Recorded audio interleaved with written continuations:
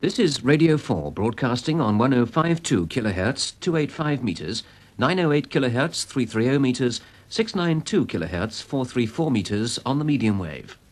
Here is the news. If you wish to hear the news, you should retune to Radio 4 VHF 92 to 95 megahertz. Here on medium wave, it's time for The Archers.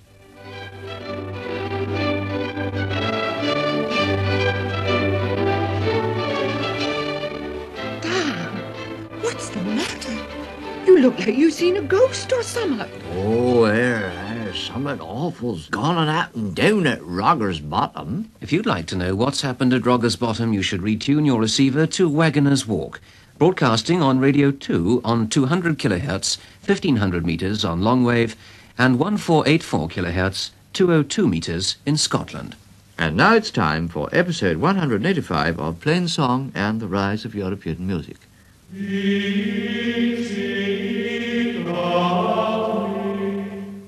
That was Plain Song. Those who want to know about the rise of European music should go to the Albert Hall. Here on medium wave, we go over to long wave, except for the schools programmes, which go over rather badly. And on long wave, it's time for afternoon theatre, which today comes from the House of Commons. And stick it up your nose! Here's our political correspondent, Peter Double-Barrelled, to discuss the implications of this latest development. Hello. The full text of that analysis can be found in this week's edition of The Listener. Here on Radio 4, it's time for Radio 1. It's National Radio 1. Hi there, kids. It's Radio 1 broadcasting on Super Fabulous 7 to Heaven 247 and 90 to 92.5 on VHF. And now, on Radio 3, the rise of the epiglottis in the poetry of Terry Wogan on Radio 2, which can be heard in quadraphonic sound by about 20 very rich listeners on Radio 4 from 7 to 7:05 a.m. yesterday.